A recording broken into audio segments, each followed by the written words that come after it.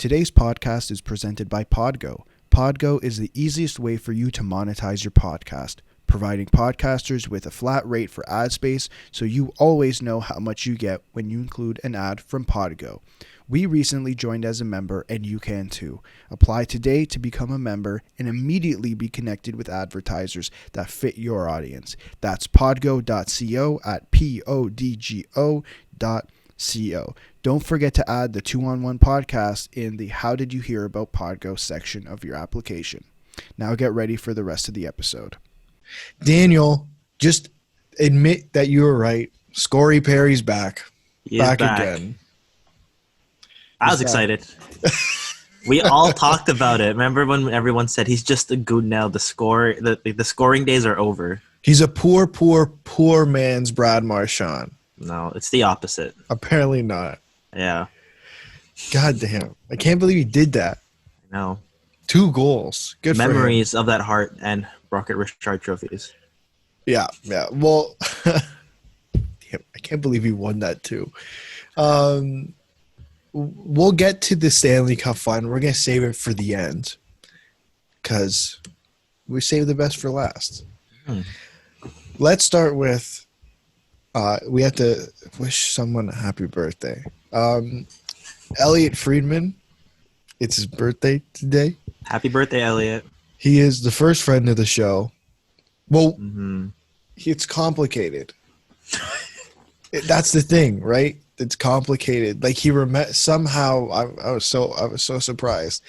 He remembered me the second time we went to see 31 Thoughts live, and he liked Adam's shoes.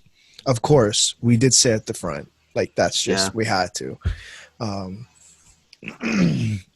But see, like it's a one-way street that like we think we're friends with him.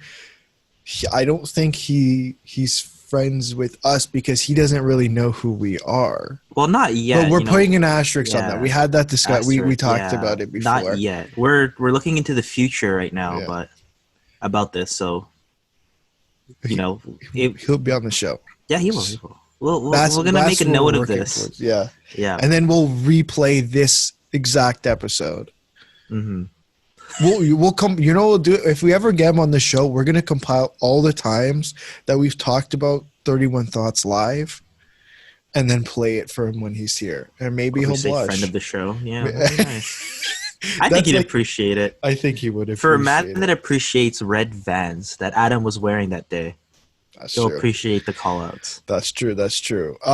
Before we deep dive into some other things that have been going on around the league, let's just give an update on the Panthers and Pittsburgh trade. Last time we talked, there was, I'm going to pull it up right now. It was just a Mike Matheson for Patrik Laine. We thought it was a 1-for-1. I mean, the trade now, it doesn't make it any better if I'm being honest. It's the same thing. You just added a player. So there were issues around insurance on Patrik Hornqvist's contract in terms of what injuries I believe were insured and stuff like that, plus the no trade clause. It didn't seem like the no trade clause was an issue. I'm not sure if you saw the picture of – I think it was a little bit of an overreaction in how it was shared. I don't really think he threw his Penguins gear outside on purpose of saying screw this team. But at the end of the day, if the team doesn't really want you, maybe like why do you want to be on that team? Right. So I think from his perspective, it was clear that he didn't want to be on the team. Now, the updated trade is the Florida Panthers acquire Patrik Hornqvist, and the Pittsburgh Penguins acquire Mike Matheson. For 6 years. 6 years of Mike Matheson and 1 year of Colton Seaver. I was waiting for you to say that because I'm like, how do I say his last name? I think that's how you say his name. He's on the last year of a 3-year deal at $1.2 million. I don't see the benefit of this trade from Pittsburgh's perspective. Still, like, nothing's changed. Like, if you want to hear my thoughts, go listen to last episode. I thought I was quite clear, and like this, it seems like from Florida's perspective, it's more of a money move, because I do believe they save significant money over the next few years. And then you're missing the extra 3 years that you have to pay Mike Matheson. But from Pittsburgh's perspective, you're replacing Justin Schultz with Mike Matheson. Not a good move, I think. Come on. And then you have to question the Chris Tanev stuff. Are you still going to go after Chris Tanev? Are you moving out another defenseman? Like, what's the situation? What's Jim Rutherford thinking? That's what I want to know. I don't know. I don't think anyone knows, to be honest. Yeah. Another piece of like that those cup winning teams is gone, and what I've talked about before is he did get squeezed out of the Penguins lineup. Like, I admit that he was not playing on those top lines anymore. He wasn't going to be that like focal point in front of the net anymore that they kind of got him for when they traded James Neal. But I don't know, like, to get this type of return for him it's still something that I really don't understand. Like, you keep adding all these defensemen, and it's the same thing that we've talked about before. Like, it's almost $8 million on that bottom pairing now. Yeah, that's not acceptable. In my eyes, I don't think it's acceptable. I hope the Penguins can find something out of Mike Matheson, literally anything. That left side's so crowded now. You have Johnson, you have Dumoulin, you have Pedersen, I believe, is left-handed, and now you have Mike Matheson. Mm-hmm. Plus, I think the Pierre-Olivier Joseph, who they got in the Phil Kessel deal, is left-handed as well. And I think Juuso Riikola, he's also an RFA. Yeah. Like, do you have all these guys? What are you going to do with them, I think, is the question moving forward. I think unless you have anything else to say about this trade. To be honest, I thought the Penguins were already pretty solid on defense. Even if Justin Schultz walked, they could find a replacement. But to just add that type of cap and like years on Mike Matheson, also for like a piece like Hornquist, where I still think that even though he's not scoring the same way, he's still a significant part of the team. Like, I think he's a character guy that I think is going to benefit Florida to kind of balance out things, add a bit more of maturity and seriousness there. But it just, from the Penguins side, I think maybe if we joked about how they're just reworking the trade because the Penguins are trying to sell another first-round pick. But getting like Colton Seaver, maybe they envision him as like a bottom six guy that could contribute beyond what we've seen before, but I didn't really see that more of like a sweetener kind of thing. No, I think we've spent more than enough time on this trade. A couple days ago now, the first buyout period opened. So far we have one buyout, but we have some interesting names that could be bought out. Let's start with the one buyout that's happened.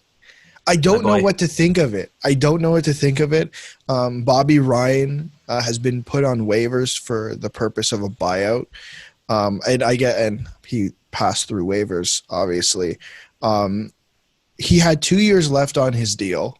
So now the buyouts, it's double that. So it's 4 years.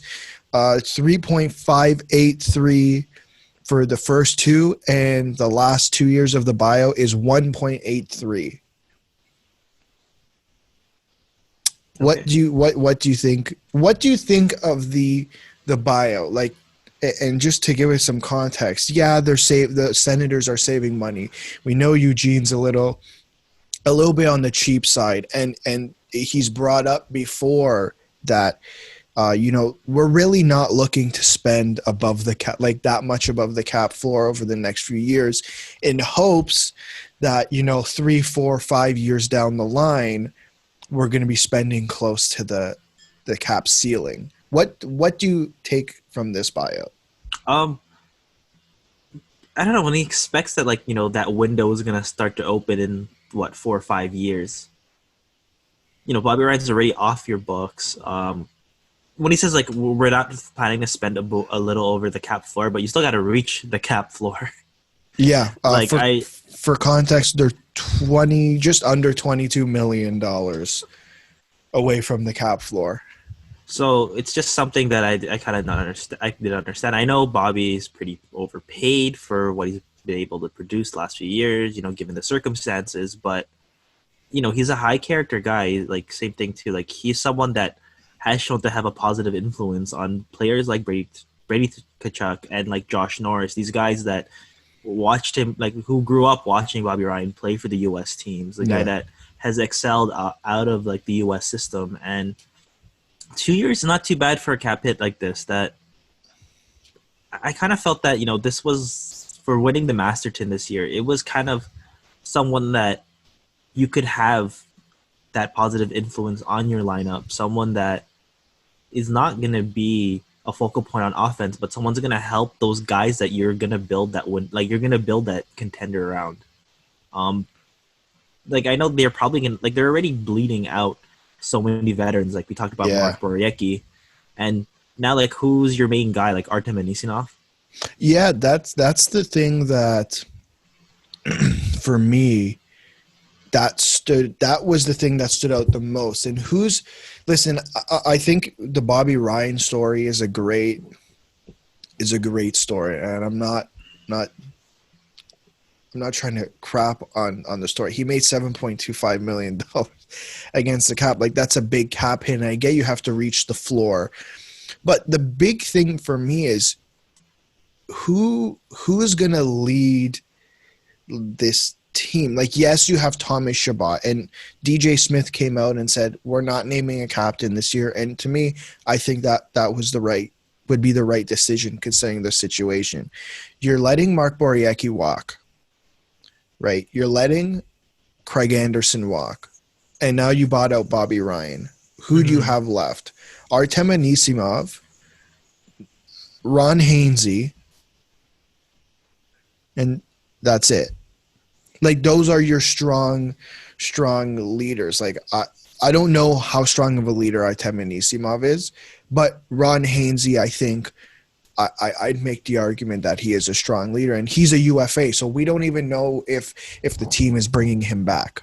And like what I kind of feel that it might be the same situation as the Canucks, where they kind of felt that they had so much youth coming in that they start signing these other guys that maybe the cap is going to be a bit lower, but it's going to be things where if it's on the open market, they're going to expect turn. And I'm just thinking Jay Beagle. I'm thinking like Alex Chason. Yeah.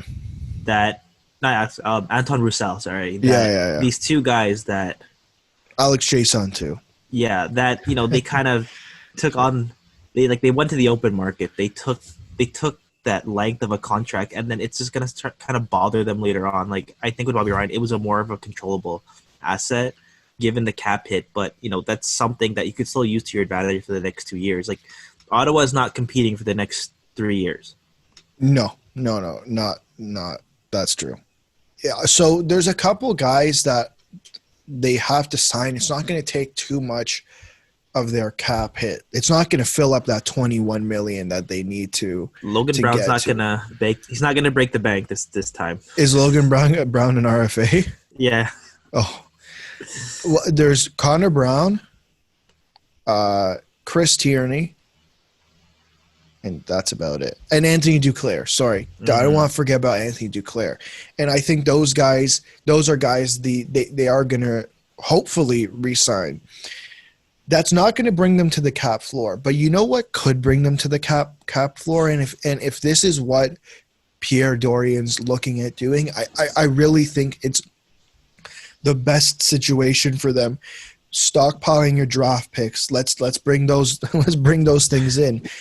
If I'm Pierre Dorian, I have Jim Benning on the phone day and night, saying, okay, like you're gonna have to get rid of someone. You're gonna have to get rid of someone. Roussel, Beagle, Brandon Sutter, like those are the guys there. Lots of teams are gonna be in cap trouble, not because they're going to be close to the ceiling, but because they're going to have internal caps. listen, Detroit already made a trade, and we'll get to it in a bit. That's kind of what's going on there. Detroit's stockpiling picks and whatever else.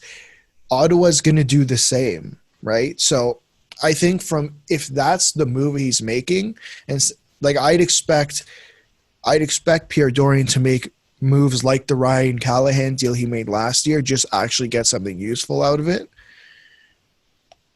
That's the only thing I can see. Mm-hmm. Yeah, they might be in that situation where they show that cap to certain teams, and they get those sweeteners in there. I don't know, like maybe I'm just being a bit enthusiastic over this or optimistic about it, but the likelihood of Louis Eriksson going to the Ottawa Senators. I mean, depending on how his contract is structured, I could see it being a possibility. I feel like there's going to be guys who have a higher cap hit than actual cash, and that's exactly what Ottawa is looking for, right? So we'll see what moves they make. Why can't I find Vancouver? There we go. I found Vancouver. Louis Eriksson, $6 million for the next 2 years. He has salary of $4 million this year and next year, but he has signing bonuses, $1 million this year, which has already been paid. No, sorry, I read this all wrong. He had a $3 million signing bonus this year, already been paid by Vancouver, with a base salary of $1 million. Next year, though, $1 million signing bonus and a $3 million base salary. So that might be a deal that Ottawa could look at doing, because they get a big cap hit, and they have to pay less cash, which makes sense. Yeah, makes sense I don't know. For the team. Unless, I don't know, Vancouver does something. I don't know. I think we talked about Jake Virtanen. Yeah. Getting traded, but I don't know if that's a piece that the Sens look at bringing in to be part of that foundation, but you never know. But I kind of agree with you. I think this is going to be an interesting Sens team. How Mike says the Sens army of this really blossoming core that they have going on. But now it's going to be kind of a lot of stopgap contracts. I think a lot of guys are going to take on that are not going to be part of the future, but they're just going to be playing out their contract. Yeah, for sure. And let's move on. There's a couple other guys who there haven't been any more buyouts, but there's been some talk about what teams are going to do with these two players specifically. One of them being Henrik Lundqvist. Darren Dreger reported on That's Hockey yesterday, or 2 days ago now, said the New York Rangers haven't made a decision yet on buying out Henrik Lundqvist, and it won't come this weekend. That's an odd one for me. You've had an entire year, or pretty much an entire year to figure this out. Obviously, with Shesterkin coming to North America and playing pretty damn good, and Georgiev being a solid backup. You had all this time, and now it's what are you guys doing?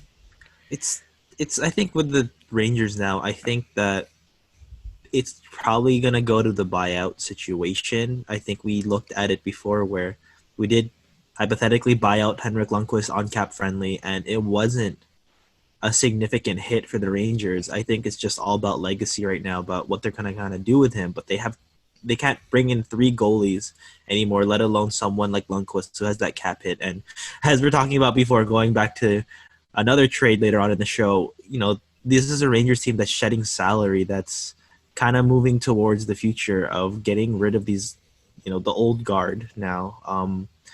I think Lundqvist, in my opinion, I don't think he's going to retire. I think he still wants to win. I think maybe he takes that 1-year deal and he becomes a 1B type of guy on a team that, they could sign him for pretty cheap. Yeah, probably. I don't know how big of a market there is for Henrik Lundqvist. I think because the goalie market this year is so deep, I think Okay, he'll get. I think crazy he'll get. take Yeah. I have here. If If the Penguins get rid of Matt Murray, Henrik Lundqvist goes to the Penguins on the cheap to back up Tristan Jarry. Ooh. I like that.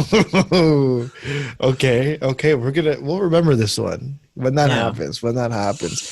I think the Rangers have, and we'll get to this now. I had this slated for later, but since we're talking about the Rangers are trying to get rid of salary.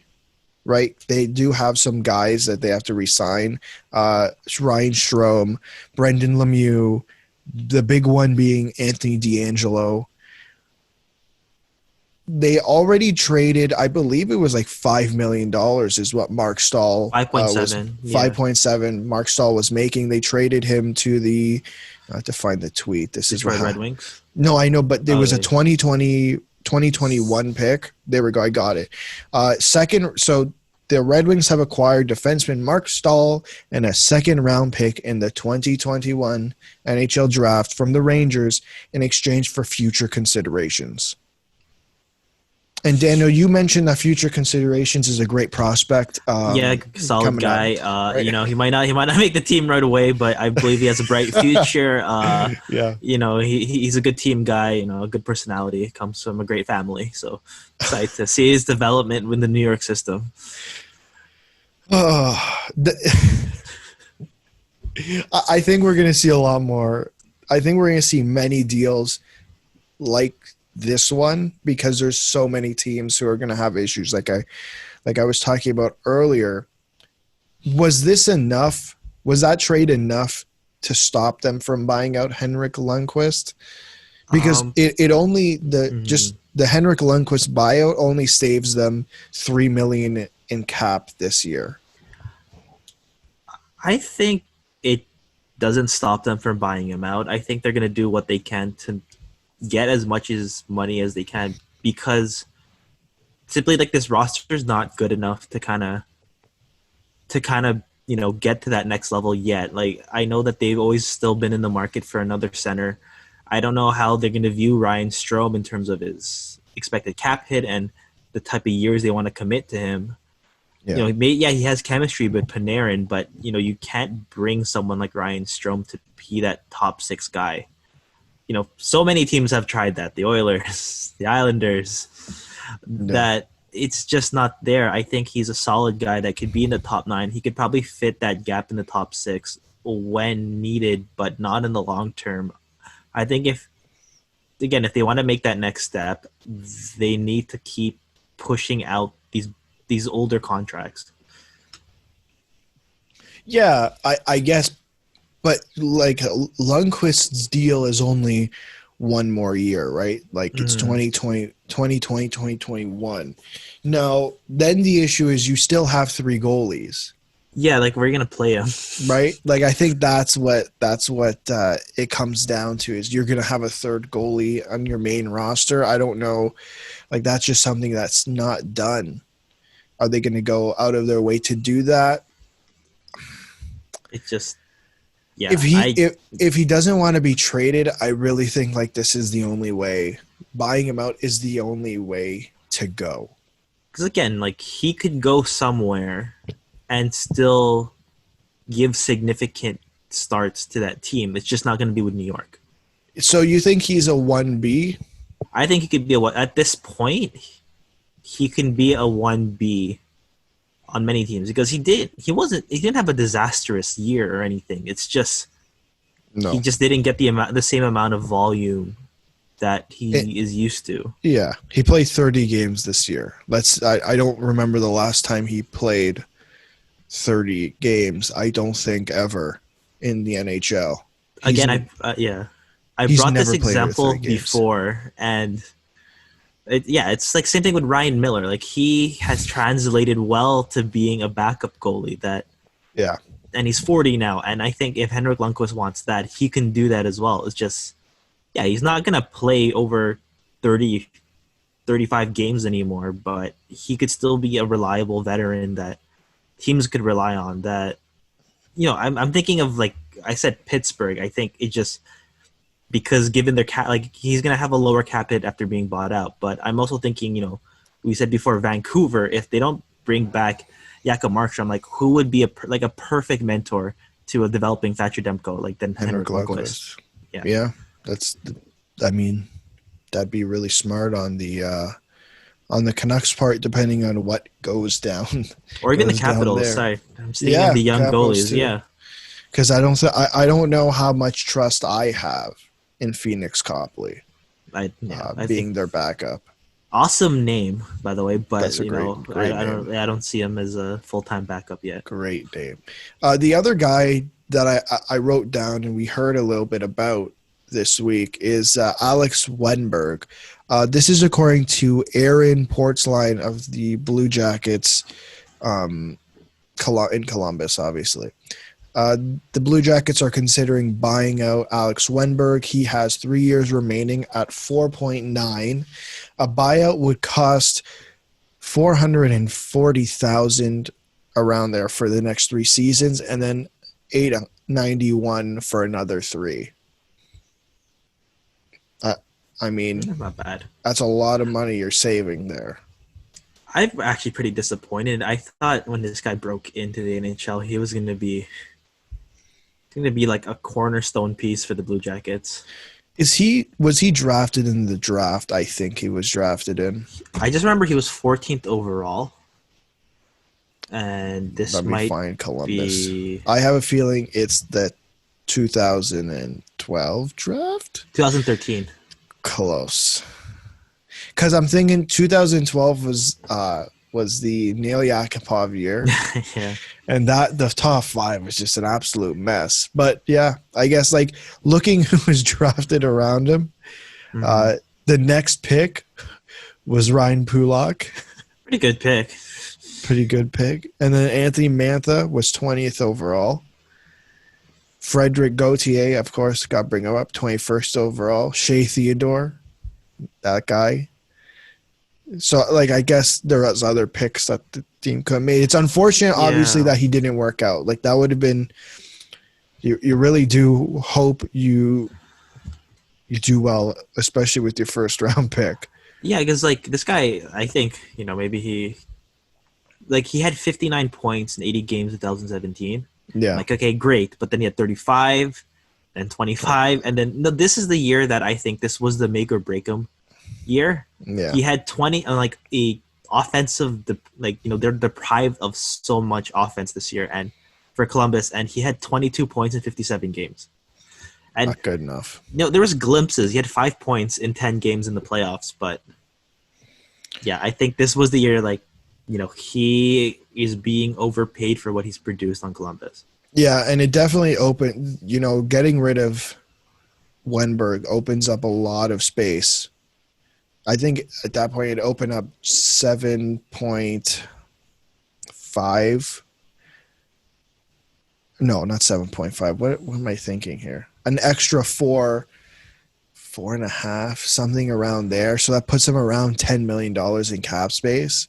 Mm-hmm. And they have to re-sign Pierre-Luc Dubois, right? So smart move if they buy him out. Yeah, this year it saved them 4.45 in cap space. Not too bad. Not too bad. Yeah, I think it just again one of these picks from like I know like I'm like looking back on these earlier Columbus drafts where it's kind of time to kind of just cut loose on them. I remember with Marco Dano, they had that same feeling. When Kirby Reichel was traded to the Leafs, same thing. It just kind of was like odd picks that Columbus tends to always kind of have where these guys that, they look like they're going to be on the cusp and then something just happens. Yeah. I guess we'll see. Like, I don't think Bobby Ryan is the only one that's going to be that's going to be bought out this period. With things being so quiet on that front that we're going to end up waking up to like 8 of them or something one morning on Twitter. That'd be entertaining, I guess. That's the best way to put it. So let's move on from the buyout stuff. There's some juicy trade stuff, trade information that's been going around the last few days. Last night on Headlines, Friedman brought up that we're seeing a lot of Patrik Laine rumors because the Winnipeg Jets feel that maybe the best way to solve the issue is if trading him can get them a second-line center and a right-handed defenseman and solve their other roster problems. Now, Dreger confirmed before you go. Dreger confirmed that it's absolutely serious, and that him being on the trade bait on TSN's trade bait list isn't just eye candy or speculative. And he added that there hasn't been a lot of action. Teams didn't really know if they were serious, and some teams are worried about, he's going to be up at the end of next year, so they got to work on an extension with Patrik Laine, and I feel like teams they're worried about that. How do you extend Patrik Laine? Yeah, it's kind of like a confusing thing because, as so many people have said, like, what is Patrik Laine? I think we've already had a few years to kind of see what he can produce for a team. Like, he's an elite offensive forward, but at the same time, it's the same thing as I've bogged him down before. It's just his defensive game, or when he goes on those cold streaks. Like, are you gonna commit big money to a guy that maybe for like a month and a half again he just has that drought? Yeah, I think you hit it right to the point. What is Patrik Laine? Because his first couple of years, goal scorer, and he did it. It felt like we were having the same conversation about Matthews. He's a goal scorer, but they lack that other part of the game. And funny enough, both guys took that like a really big step. And Patrik Laine, like, I think we saw a more complete player this year in terms of their defensive end of the game. I don't know how much, like, I don't know if it was enough for the team. In my opinion, I don't know how you trade Patrik Laine. Like, when he entered the league and would put up, how many goals did he get in his first season? I think he got 40, if not more. We're talking about him being the next Ovechkin. Yeah, I don't think you trade the next Ovechkin. That's just not a smart move. I think there's other ways you can maneuver. Even if you can, then the issue is if you can't get him signed, and yes, he's going to be an RFA, but RFA rights aren't as valuable as someone who's under contract. That's just the reality. So what do you do with Patrik Laine if you're Kevin Cheveldayoff? I think I keep him. I think that they're going to be, we've talked about it before where we've already seen what Patrik Laine has been able to do. But at the same time, like, this guy is only, 22 right now, that, he's already kind of shown this team what he can be. I'm looking at it now, his first season he had 36 goals, but the next year he had 44. And then after that, 30. And then he had 28 in 68 this year, but he had 63 points. Right. I think based on what they can kind of see with him, I think this is a guy that you extend.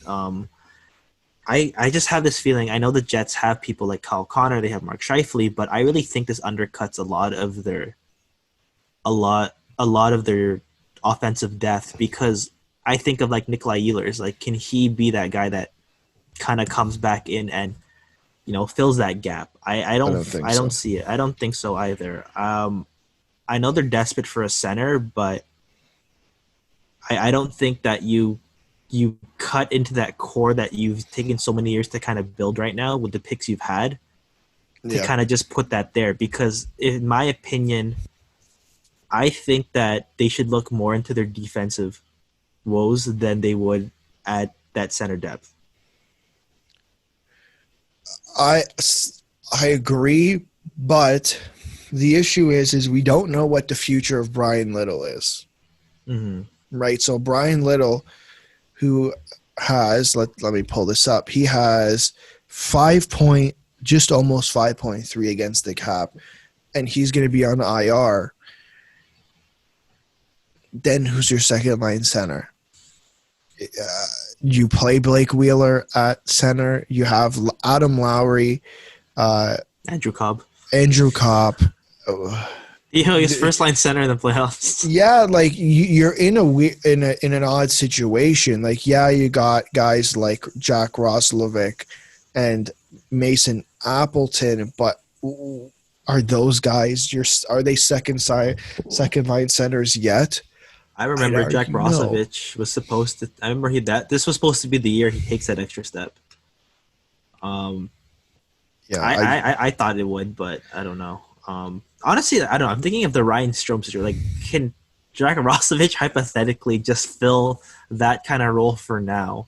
And I personally think he has more upside than Ryan Strome, and you kind of just see where that goes for now. Yeah. See, so here's the thing. If I look more at trading Ehlers than I do at trading Laine. Trade Ehlers. Of course.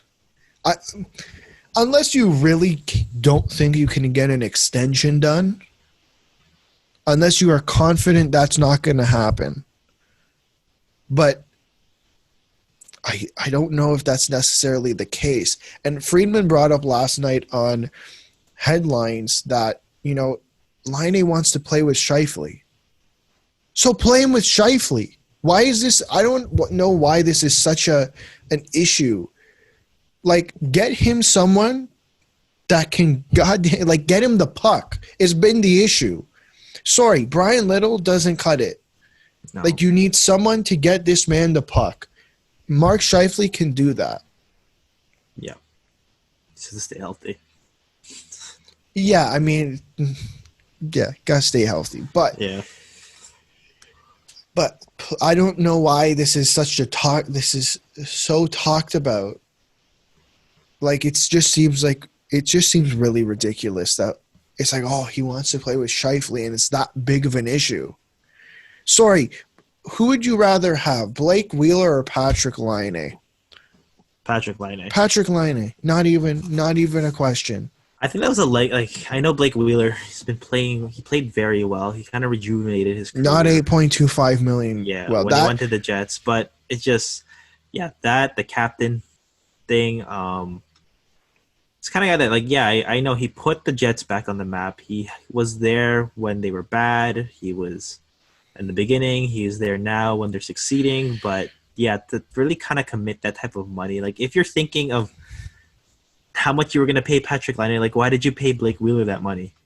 Yeah, that deal has put them in a pickle, as they say. Mm-hmm.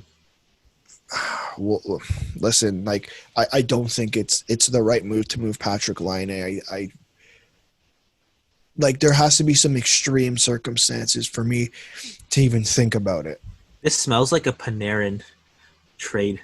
Oh God! Like he's gonna get traded and he's gonna put up like 95 points the next season. Well, there are some teams interested, and I'll bring this up before we move on. LeBron on Insider Trading said that Columbus have had some interest in Patrik Laine. Panarin 2.0. Panarin 2.0, yeah. The Hurricanes have had a conversation with the Jets. It didn't get that far. The Canes just may not feel there's that much of a fit. And he also added that the Canadians are not going to pursue Patrik Laine. It'd be interesting to see the package that Montreal have to give up. It's the same with all three of those teams, to be honest. I don't know. What if you're Columbus, what are you offering up to Winnipeg? Liam Foudy, Alex Texier, like one or the other. Yeah, so I mean, it probably starts there. They want a right-handed D, so David Savard. I don't know. Like, I just feel like I'm gonna have to throw some random names in there. Like, okay, a first-round pick. David Savard, Alex Texier, and then a prospect. I don't know. I just feel Another like prospect and then a conditional pick. I don't know. So I feel like we're just that's actually still throwing not names. enough. I think. Yeah. I feel like we're just throwing lots of names in there just to see if it'd work. It's 1-for-1 for Seth Jones. No, I'm kidding. Imagine again. Yeah. Imagine again. It's Be a lot 1-for-1. better than Ryan Johansson. That, you know what? That's true. Yeah. That's very, very true. Let's stick with some. Well, it's kind of Winnipeg news. Not really. Doesn't play for this team anymore. Friedman brought up yesterday about Dustin Byfuglien playing again. According to his agent, it's highly unlikely that we see Dustin Byfuglien touch the NHL ice again. Guess what team called? I'm not saying I'm a genius. I'm just saying I was right. Toronto Maple Leafs. The Minnesota Wild. Minnesota Wild, really? The Minnesota Wild called about Dustin Byfuglien because they felt like maybe, hometown team will get him done, and they're getting all the Minnesota boys back. Okay. Ryan Suter, Zach Parise, Nick Bouchstead. Come on, we're already on it. What do you think? Like, what would you say if it's official? Dustin Byfuglien retires. What would you have to say about Dustin Byfuglien? Just game breaker type of guy that he was able to literally play anywhere he needed to, from defense to forward. Yeah. That no matter where he went, like, he excelled. The one thing that I just kind of think of, and I know it was because of the cap, but the what ifs of what if he stayed with Chicago long term after winning the cup in 2010? Like, that would have been amazing to see, like, him play like a supporting, like, not really a supporting cast. He'd probably be on that first line, or maybe they're switching to defense. We don't know. But the fact that he went from there to Atlanta and then to Winnipeg, like, he just really became that all around guy that you could put anywhere, and he succeeded so well. Like, fan favorite with the Jets. It's just kind of unfortunate how that ended. And to me, to be honest, like, there was a lot of hope. I remember mentioning it a lot earlier, where this is the kind of guy where the Boston Bruins would call him and say, "You're a perfect fit for us." But at the same time, if the Leafs got him, it'd be a perfect guy to counter Boston. Yeah. So yeah. What I kind of have to say for Dustin Byfuglien is that it was always so fun watching him, with the hits, the ability to contribute offensively, defensively, whatever. He was like, what have you said before? He was like a Swiss Army knife. Who said that? I don't know. Sources, I don't know. No, that's you put it really well. I think, unfortunately, the way things ended this year, him not showing up and there being all this confusion, I think it probably soured some fans a bit. Mm-hmm. But at the end of the day, like, that guy, when you thought about Winnipeg, yeah, you Scheifele, Laine, Connor, all those guys, but Dustin Byfuglien, that was the guy you thought of with the Big Winnipeg Buff. Jets, or for me at least. I don't know about anyone else. Personally, I rank him over Blake Wheeler in terms of a guy that helped rejuvenate that franchise. I'd say it's Byfuglien, Wheeler, and then Andrew Ladd third. Yeah, Andrew Ladd. Yeah, he was their captain, remember? No, unfortunately. No? So he was one of those cap dumps as well to Atlanta after the Blackhawks won the cup. And then, he went on to be their captain. And then he got traded back to Chicago. Then, did he? Yeah, then they couldn't re-sign him. God, and then what up happened? Yeah, they couldn't re-sign him. And then he got that huge contract by the Islanders in the offseason. Of course. Let's move on. I brought this team up earlier, the Minnesota Wild. Dreger says that at the moment, the Minnesota Wild getting a first or second center for Matt Dumba does not appear to be a reality. The Wild are willing to listen to a softer deal, like a higher first-round pick and a good young roster player.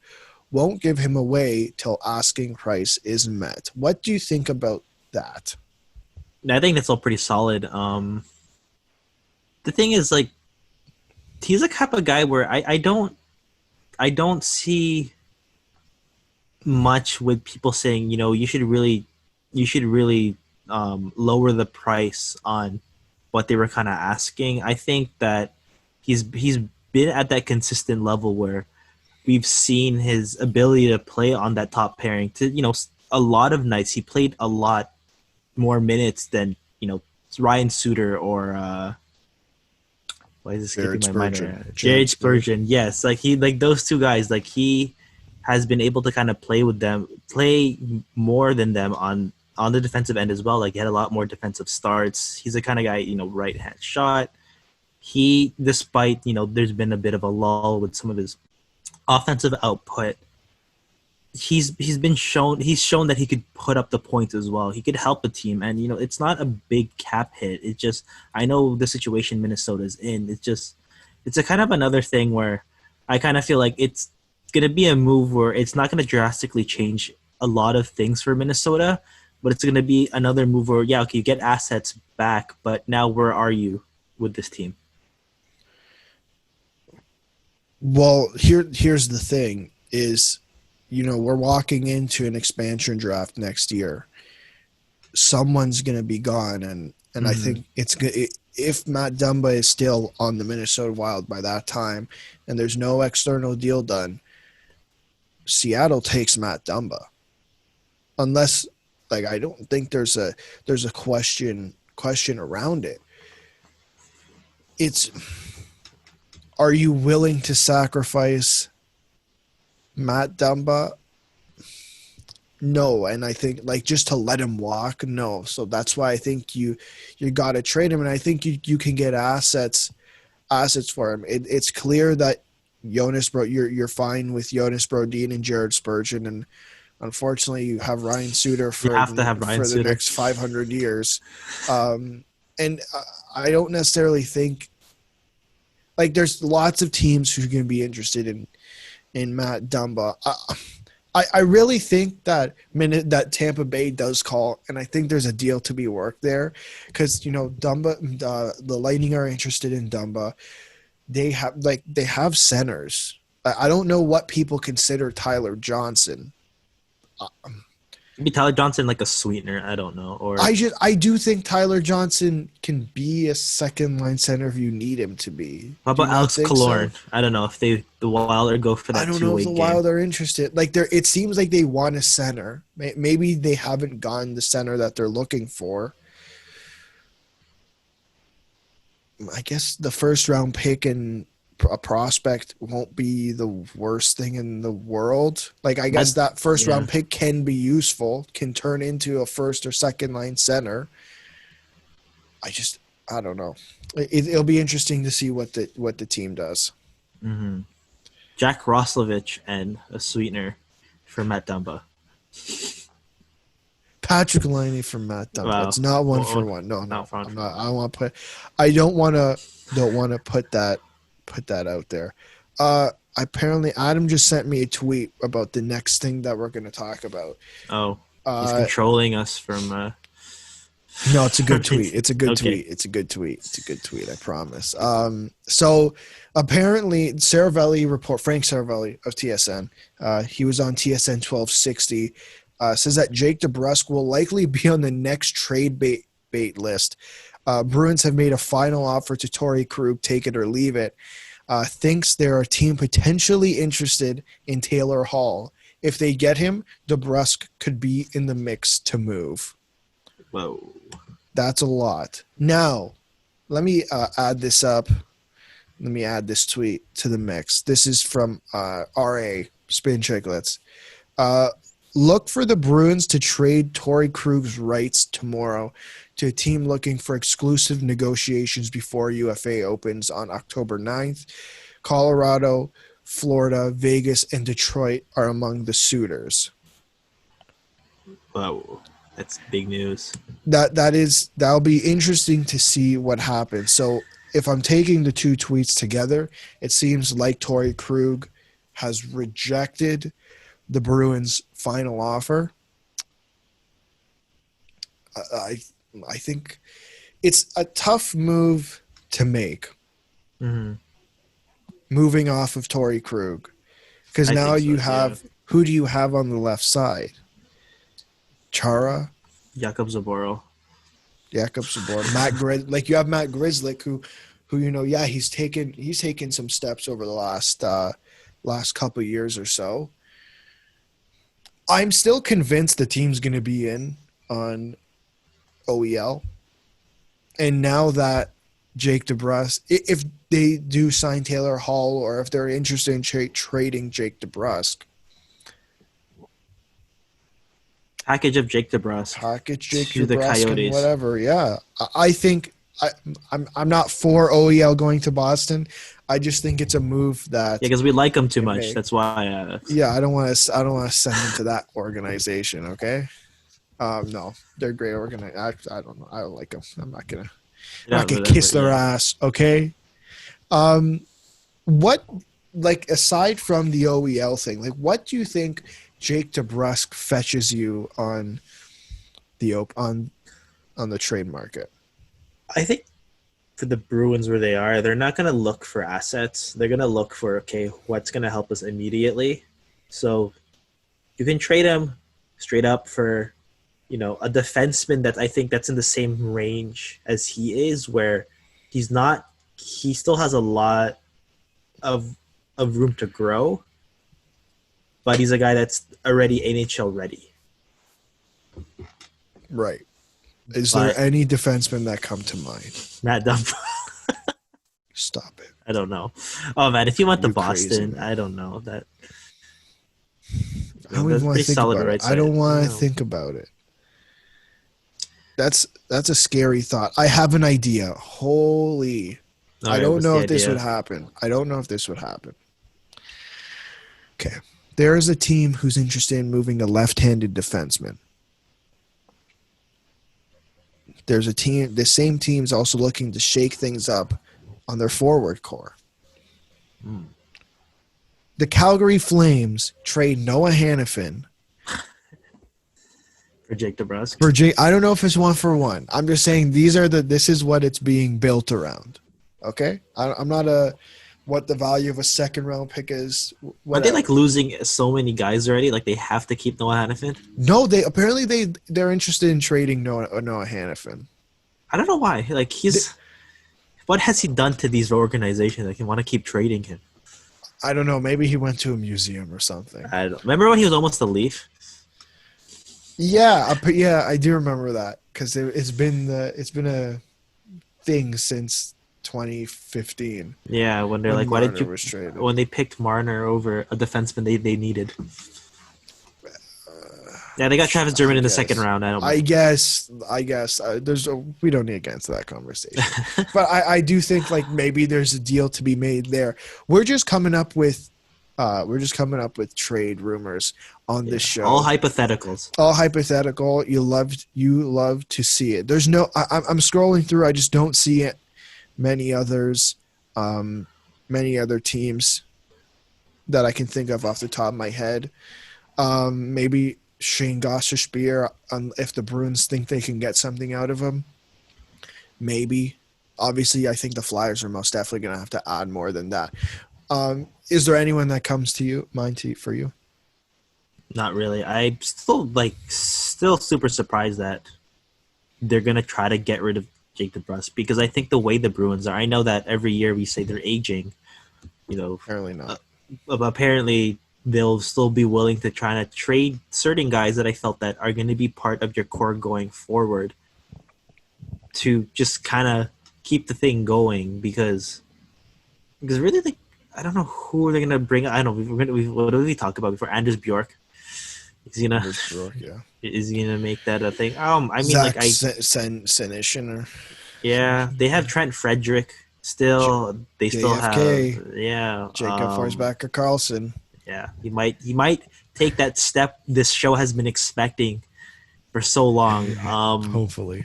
Who else was that? Sean Corelli, who, man, I didn't think he'd become this good of like a utility guy. That's true. Like that, I remember when they were playing, and I think there was a couple games where Sean Corelli wasn't in the lineup. That guy, like the team, the bottom six just felt different. The bottom six of the Bruins felt different. Not saying that he runs the team, but It's just that's what it felt like. I think things are going to get swift with the Bruins. If, in fact, Torrey Krug's gone tomorrow, Yeah. then I could see them making a trade real soon to kind of amend that immediately. For sure. Let's talk about the four teams that were brought up by RA.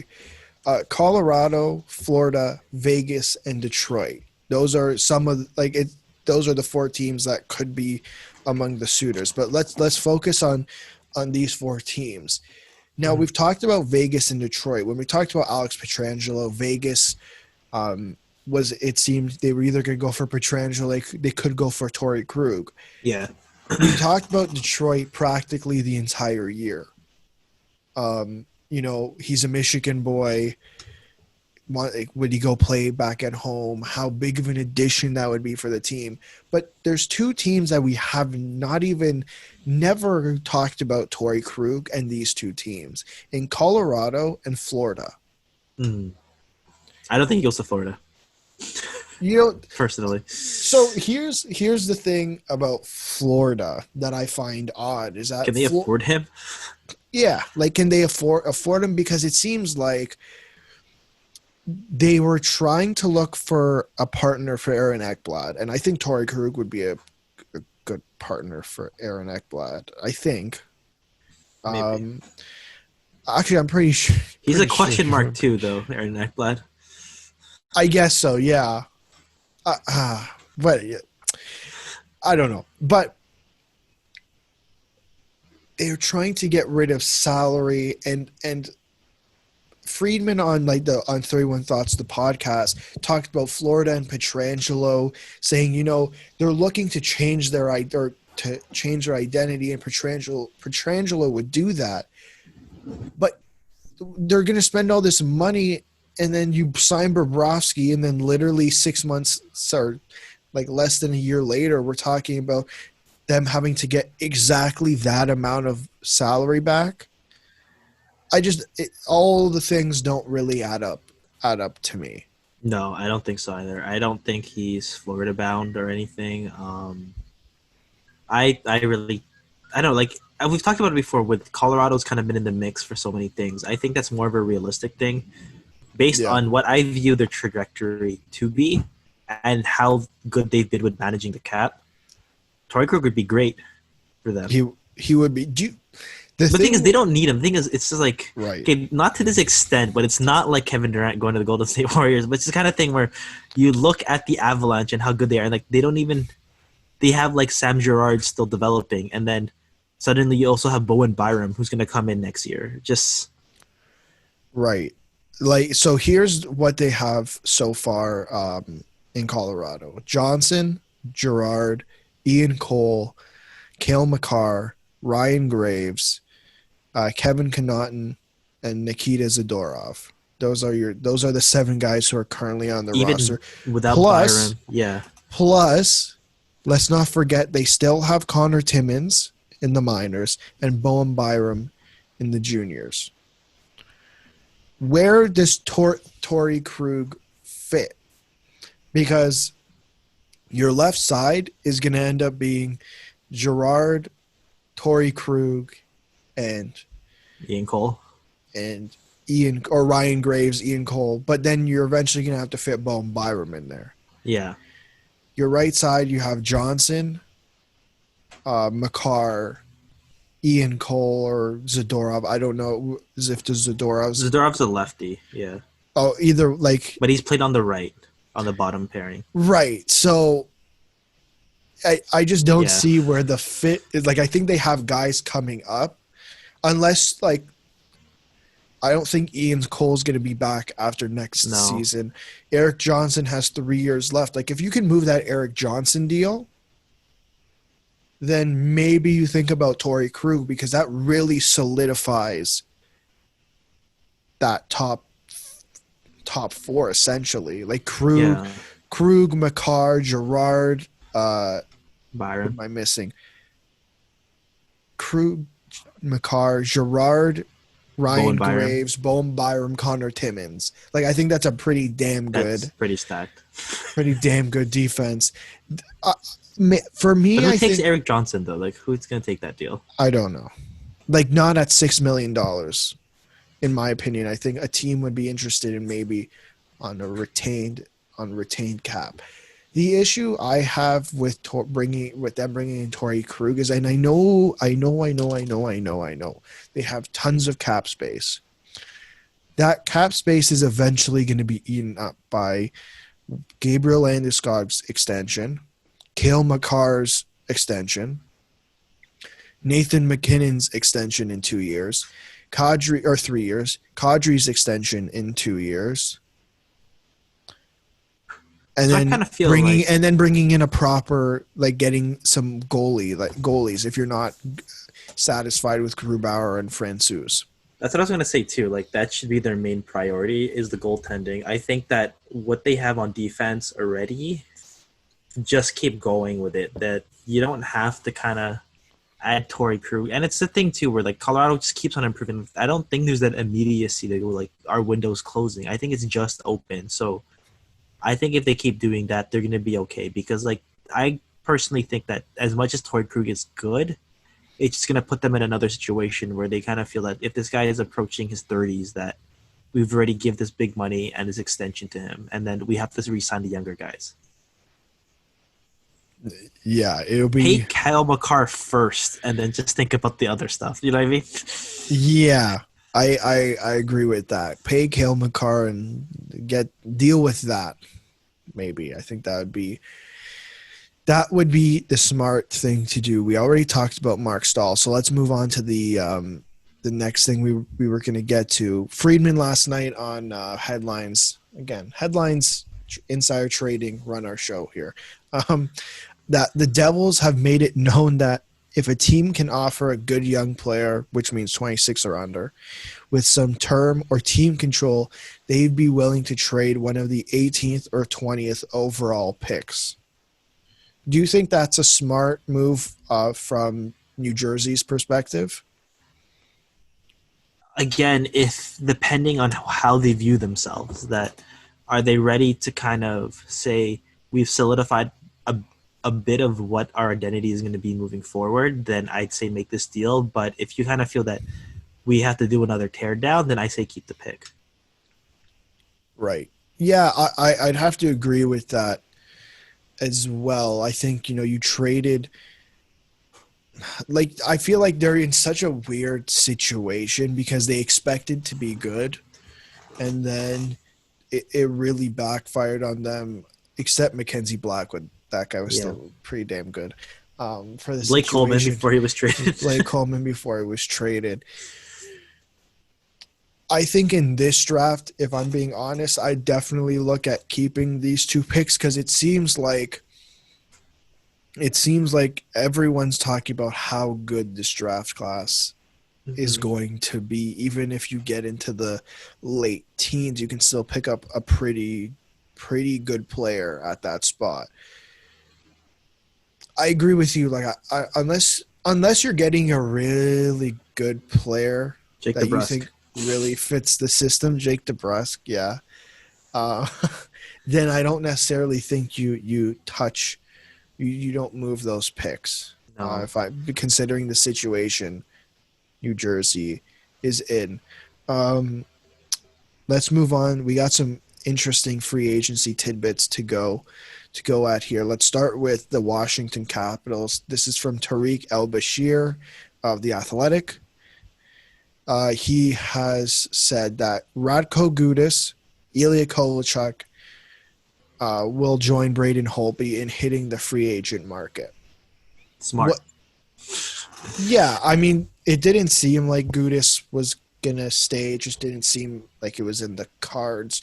Same with Ilya Kovalchuk. It just felt like we all knew Ilya Kovalchuk is going to go back to Montreal, like, since the day he was traded. Now we'll actually see if Mark Bergevin makes that happen. It'd be nice to see. I mean, listen, Radko Gudas, It seems like Radko Gudas is gonna be a Leaf. I don't know why. No, I explain why. Yeah, Because I like remember. I pulled it up and because I was just writing something for one of my classes about Alex Pietrangelo not signing with the Leafs, and I pulled up this quote from Friedman talking about how Radko Gudas, like people are already calling him a future Leaf. So it'll be interesting to see if Radko Gudas does end up becoming a Leaf. I don't know how I feel about Maybe. that. I'd have to think about it, depending on the He's price and etc. Yeah, he's one of those guys that we've Yeah, talked about before where you love him if he's on your team. So yeah. he maybe our hearts will change if Well, he yeah, actually does come to Toronto. But again, probably. for the Capitals, I think it's a smart move. They're not kind of getting too attached to these certain guys like Gudis or like Holtby, where they kind of felt that let's run it back. They understood that there's a lot of deficiencies with this team, and they've been able to create the cap room, create the roster space to kind of address that need, like that depth that they've really lacked in the playoffs. Right, right. And the other guy that Tariq brought up is Brendan Dillon, and it seems like the Capitals are actively pursuing a contract extension with him. You think it's smart for them to keep Brendan Dillon? Again, I don't know. I think if the Capitals feel that where they are now, they're they can keep competing, which I think they should with the way Ovechkin's age is. That it's a good move. It might be those things. It might be that signing like Michael Kepney, where it's the kind of guy where he just immediately clicked there and they committed to him. So if they could get that type of consistency from Brendan Dillon, and they kind of feel that at this point he's already proven that, then I say yeah, extend him. But I don't think he's a guy that's gonna ask for an exorbitant type of contract. No, I agree with that too. That's another guy everyone was talking about. The Leafs trying to pursue. There's this this other guy I have to bring up. Unfortunately, Adam's not here to talk about him, and it sucks. Craig Smith is heading to free agency. His agent Kevin Magnuson had confirmed with Adam Vigneault of The Athletic, of course. Mm-hmm. This is the quote: "A 3-year deal is our goal. There are 8 to 10 teams with decent cap space. I think we won't be too far off our number at the end of the day." Yeah, it's okay, I guess. Yeah, I don't know. I don't know much to say about Craig Smith. Like I think he'd be a good middle six guy for Yeah. multiple teams that could use his service. I think he's a good third line guy. He could play the top six if he needs to He in can move around. Yeah. situations. Yeah. He's not. I don't think he's gonna get the same cap he had with the Preds, but he No. could still get a decent contract. Where I don't know. I'm calling it maybe 3.5 on the open market or Yeah. less, and yeah, he could contribute somewhere. I don't think he goes back to Nashville. I think that they have so many issues to kind of address. Especially, man, they gotta try to cut cap. I think if they're gonna if they could not, the same team too, they cannot run back what they had last year because that was a disaster No. offensively. No, they can't. I wouldn't be surprised if over the next few days that we hear Kyle Turris Who's gonna being take bought that? out. No, being bought out. Oh, being bought out. Why Yeah, not? I mean, like they gotta open up something and change some things around because what they have now doesn't seem to be working. And having having Kyle Turris at $6 million isn't going to work. Like you're already at this point, you're letting two guys go. Like we talked about before, Mikhail Granlund's probably making his way to free agency, and now Craig Smith. yeah, So yeah, there's some changes going on, but what are you going to replace those guys with is the question. And if you don't have the cap space to do it. yeah.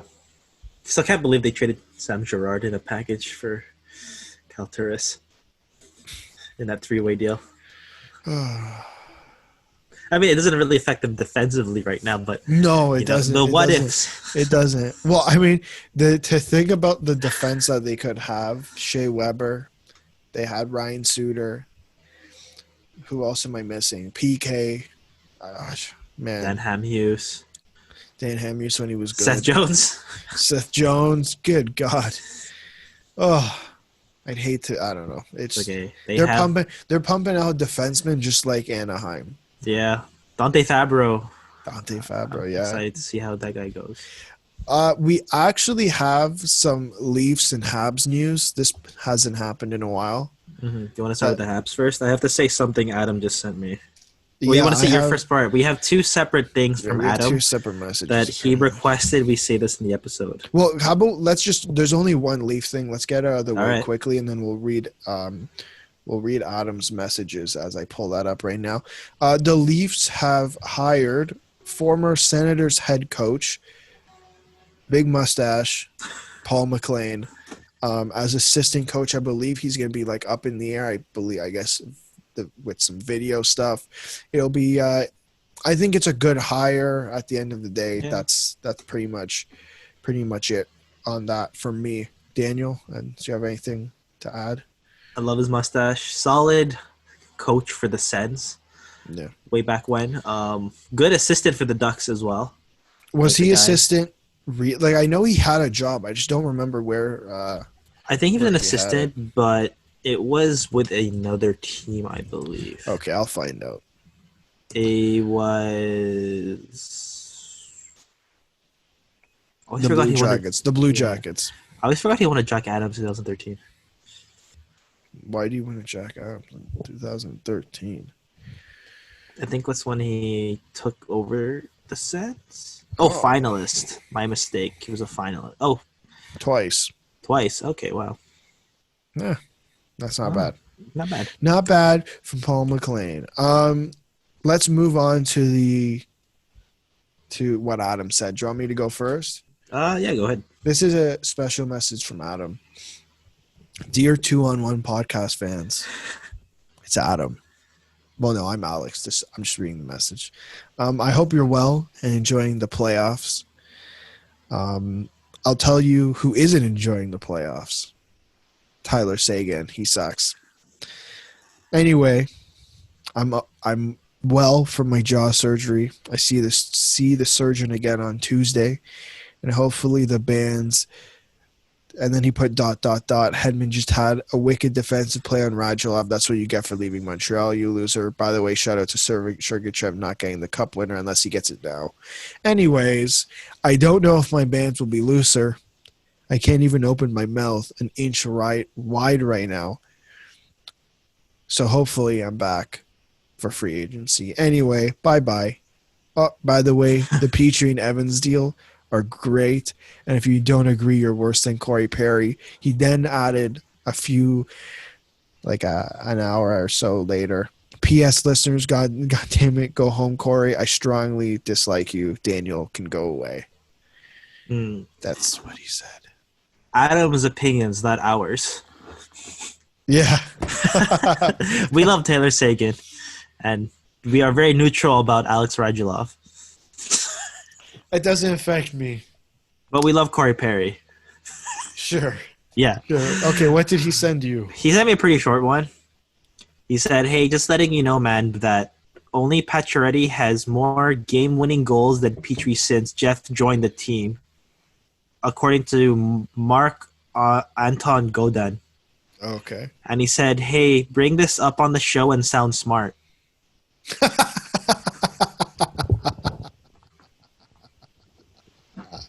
Well, you know what? You sound smart, okay? Yeah. Thank you, Adam, for your contributions to the show today. Yeah, exactly. If you haven't found out, Jeff Petrie has re-signed with the Montreal Canadiens. 4 years, $6.25 million AAV. I mean, Adam wrote in our document, so much to like about this deal, and I desperately wish my jaw would allow me to come on and talk about this. I do. I like this deal, too. Daniel. It's only $750. It's a $750,000 raise. he'll start. He is right now. He's 32. It'll start when he's 33 or 34 around then. Nope, 33. So what? It'll take him to his 30 until he's about 37 years old. That is a bit worrying, but based on the way he's playing, I couldn't complain. I'm not going to complain much. I think if you asked me about this extension, maybe the first time we met Adam, just put that, like 2 years ago? Okay. I would say horrible deal, trade this guy at the deadline or something, get assets back. Well, that's what I've been saying for the last 3-4 months. Yeah, but now... You know what? It's like a year because I forgot how long it's been. Yeah.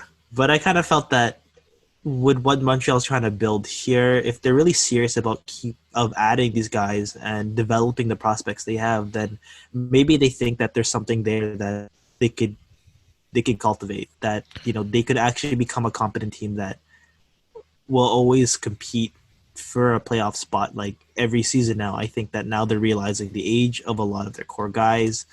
I guess how rapid a lot of their prospects have been coming up. That's Jake Evans, but at the same time, I really believe in Nick Suzuki.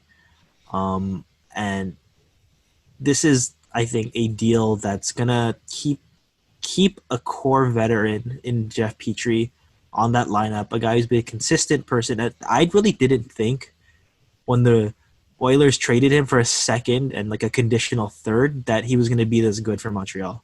Yeah. And a fun fact, that second round pick, I forgot who it was, but it was traded in a package for the Rangers for Cam Talbot. No way. Yes. Sorry, someone's outside. Oh, it's just my mom. Never mind. I'm so sorry. I saw someone outside. I'm like, who the hell is outside right now? Sorry about that, guys. Yeah, I definitely I definitely agree with that. Like I do like this deal. When I was texting Adam about it, he liked the deal as well. I don't think, for me, I still feel like it's a bit of the term is still a tad of a concern, especially for his age. But for this team, I just think it's really important to have a guy like Jeff Petrie on it. And at the end of the day, there's not much for me to complain about. I think Marc Bergevin is using his cap space somewhat wisely, which is a good thing. Mm-hmm. And if I'm being honest, I think it really changed what I saw in the playoffs and the qualifying round. Really changed what I thought of Montreal, especially when they're healthy. That maybe, like, I knew they were a team that could be a pain in the ass because obviously you have Carey Price, and even a decent team in front of Carey Price is going to be a problem. But the way they played, it felt like the thing that was holding them back was their special teams, and maybe keeping Jeff Petrie was the right decision. Now we're still looking ahead to the future in Thomas Tatar. I don't necessarily think. Listen, like, you got guys. Adam and I have talked about Mike Hoffman, bringing Mike Hoffman in, but you look at guys who you're eventually going to have to bring in, and the name that really stands out is Cole Caulfield. And where are you going to slot him in? If obviously maybe not next year, but the year after that. Is it worth it to keep Tatar? Do you bring Mike Hoffman in and then trade Tatar? Listen, Marc Bergevin isn't done making moves. I don't think he's done. I think he has lots still to do. Yeah, I kind of feel that Thomas Tatar's he's really rejuvenated his career with the Canadiens, and I think on that end, if he's thinks about in that situation, that maybe he takes a hometown discount. But I don't know if they really feel that Cole Caulfield's gonna kind of step in, make that NCAA to NHL transition seamlessly, and Thomas Tatar maybe still putting up points up until the deadline. I could see him being an asset being moved out. if Yeah. they think about, they've already added someone like Mike Hoffman, or they're pretty serious about making significant moves that will contribute to the core, that will, kind of in a way extend those prime years of Weber and Price in a winning environment. Yeah, for sure. I agree with that. Agree with that as well. Now, something that's come out. I think it came out sometime before last show, but we had missed it.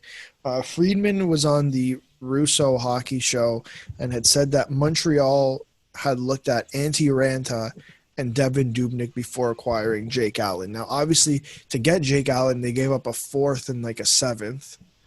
So it didn't really seem like much for them. Do you think that the Canadians made the right decision in bringing in Jake Allen? And just for some context, all three guys have 1 year left on their deal. I think so. I think in a number of ways, he was more of the controlled asset.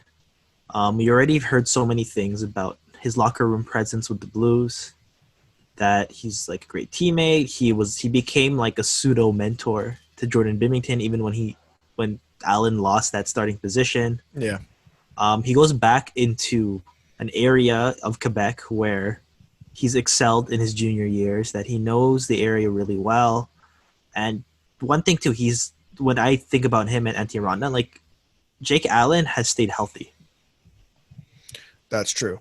He's a guy that he'd be relied on, like Carey Price, as much as he's been dominant this year, he has had injury history. And, you look back on the number of games the Canadians have thrust him into, that I trust Jake Allen. I trust that he's going to be a guy that when he's called upon, he could play those games. He could maybe play like 2 games in a row. He could be someone that will really take the pressure off of Carey Price. And for what they kind of gave up for him, I think that was more than okay. I think that was a perfect trade for the Canadians. Yeah.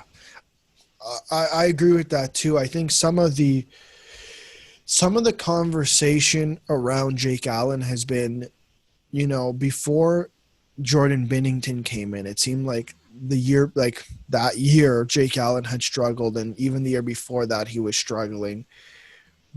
What does Jake Allen look like next year? And that's what it seems the conversation has been surrounding. But let's remember that Jake Allen's not going to play 40, 45 games. He's going to play I'll say 30. 25 to 30 games, probably somewhere in that region, to give time for Carey Price to actually rest. So from that standpoint, I'm like, man, I think Jake Allen was the right move. I think you gave up minimal assets. I think you'd have to give up more for Antti Ranta. Maybe or something. Did I say Darcy Kemper before?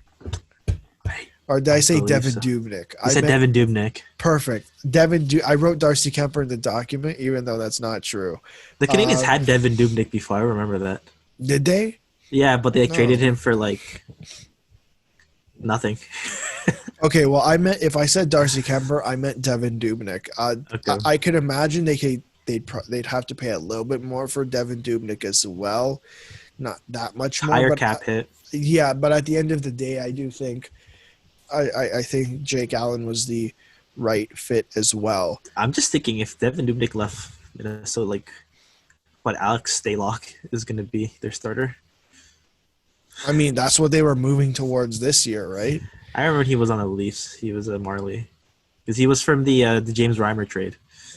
I remember that. He didn't even play. I think they sent him home. Yeah, and then I felt so bad. I know. And then I think there was an Athletic article about that where he was shocked that they didn't let him play. And then, again, a Lou Lamoriello move.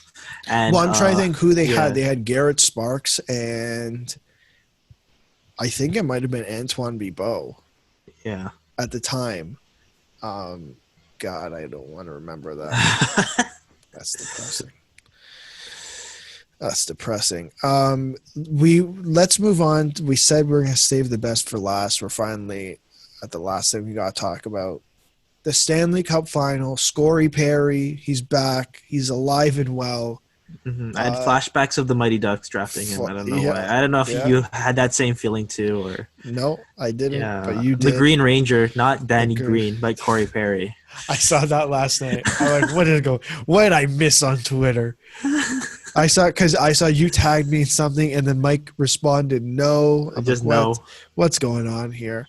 At least he responded. So he doesn't respond all the time. So I guess to keep people up to date here, if it's at the time of recording, I don't know, depending on when people listen, the Lightning are still up 3-2 in the series. They just finished their back-to-back. The Stars beat the Lightning 3-2 in double overtime. We all stayed up. God, I don't know why I stayed up. Okay, listen, I think you look at the Dallas Stars, Joe Pavelski and Corey Perry have scored the last 6 goals. The 2003 draft have been helping the Stars stay alive. Oh my God. I think I might change my Conn Smythe vote. Yeah? I think I picked Miro Heiskanen. I think Joe Pavelski's making a pretty damn good argument for himself. Like I know, say Corey Perry. No. I believe Joe Pavelski, I think, had a bit of a slowish start in the playoffs, but I think he's really proven himself. Again, poster boy for the Stars season, I think. Slow start and great end. It's just those kind of guys. Pretty much. Like these guys are paid the big money, and they didn't really show up until the playoffs. Where they said it was the end of what did they call him, Captain America? Yeah. Remember, he was putting up those 70-point seasons with the Sharks, and then he suddenly comes to the Stars and hit 46 points. I will double check that. But tell me, why should Corey Perry get the Ilya Kovalchuk contract?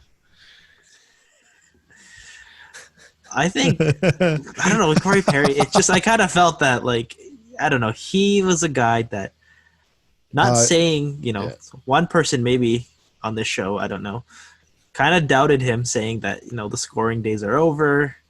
Some even questioned why I like the guy. Questioned if he's a duck, he's forever a duck. He's a guy. He was one of my favorite players growing up, and to kind of just see him rejuvenate his career, I really thought when the Ducks bought him out last year, I thought that was the end because the injuries were mounting for him. That so did I.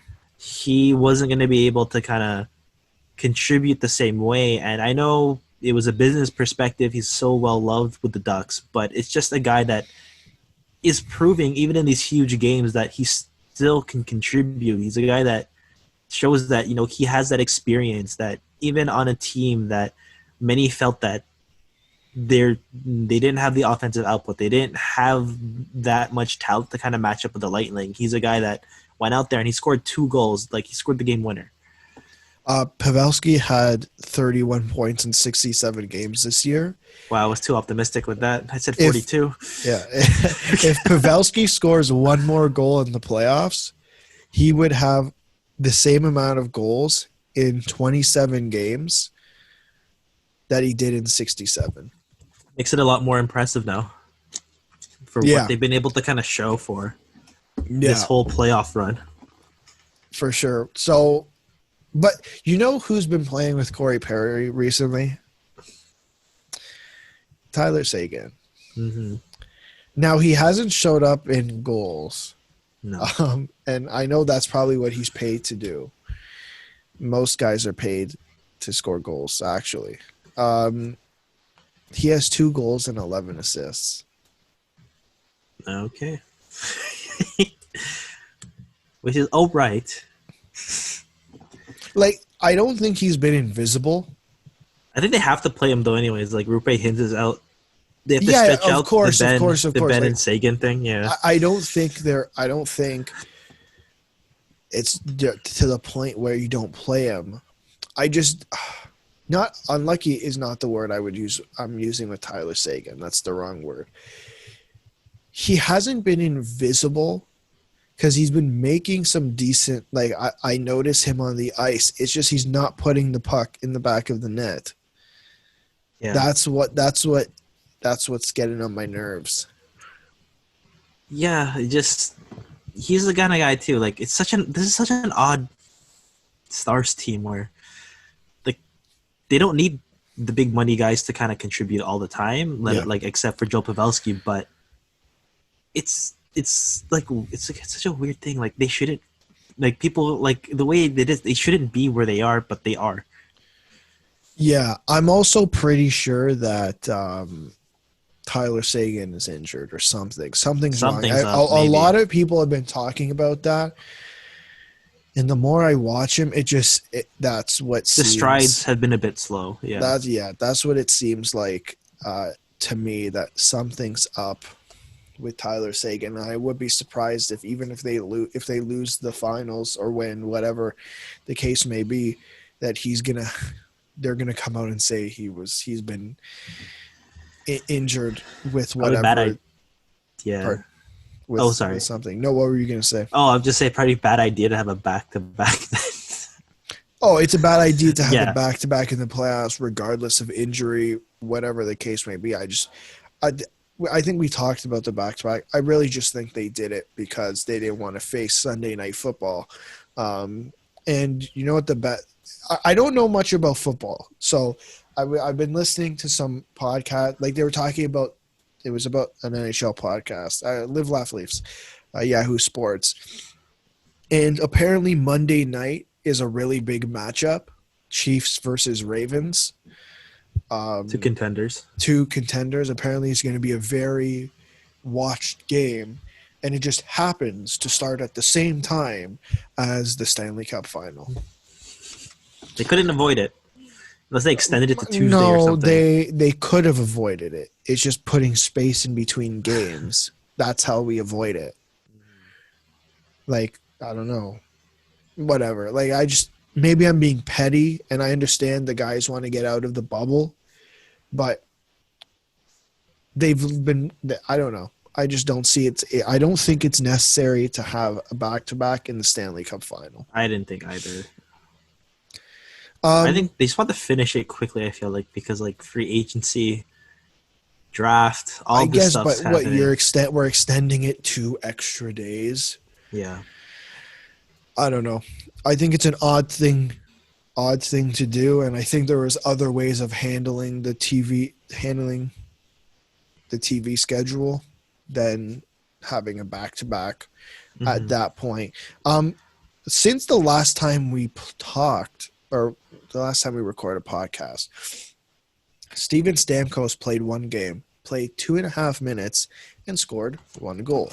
Fantasy points for this guy, okay? I'm just pointing that out. And now he's out again. Kind of annoying, but at least they got a point out of him. Get it? Point? Braden Point. He puts up the points.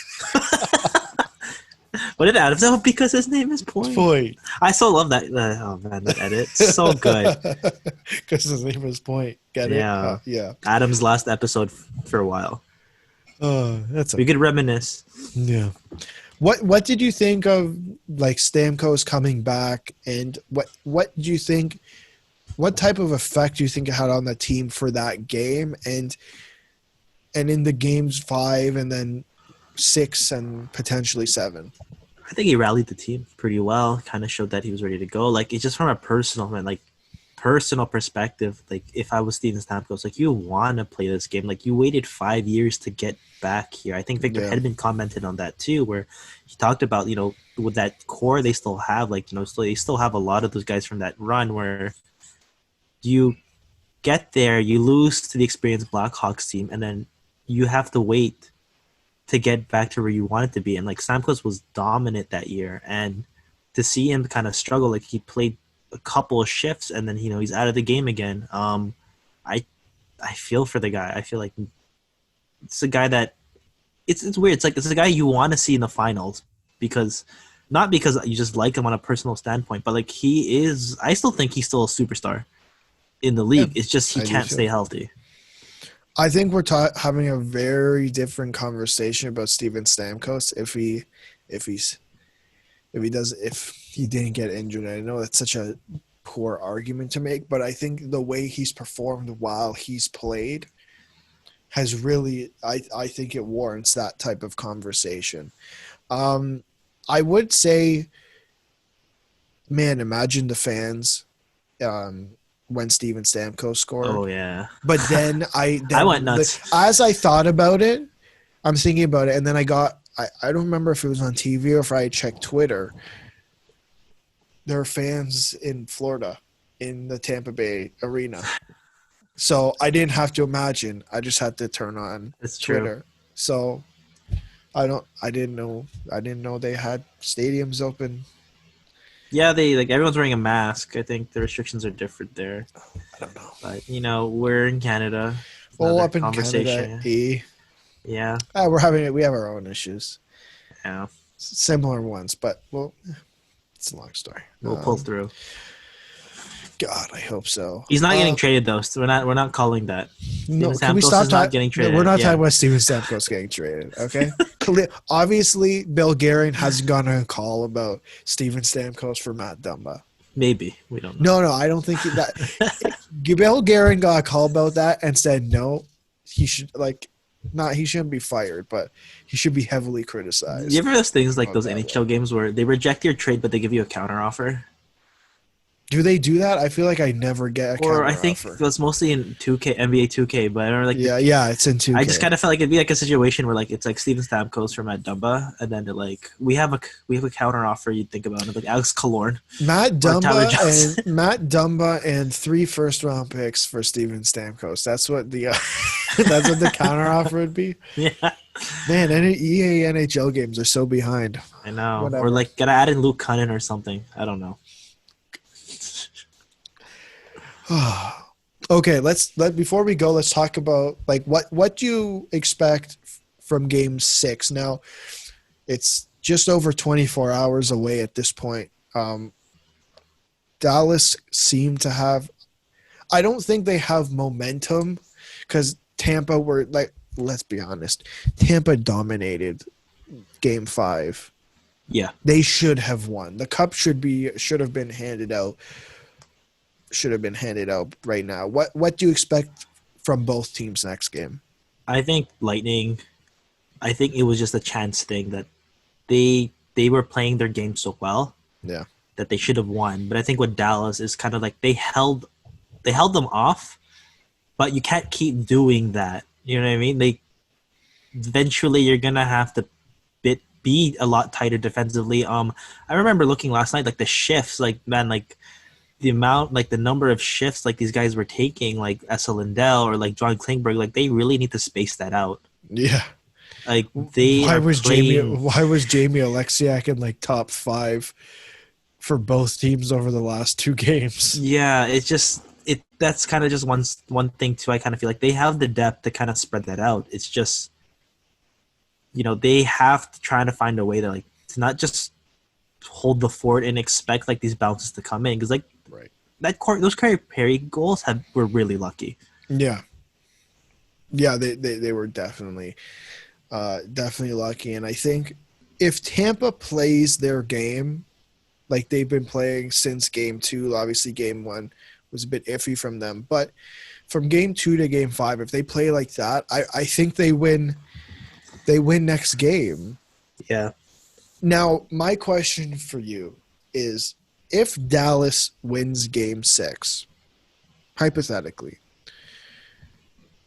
do you think that changes not the mindset, you think that changes the mood in the room of Tampa Bay if you don't win Game 6 and Dallas wins, that I think at that point it gives Dallas some type of momentum rolling into what would be Wednesday. That would be Game 7.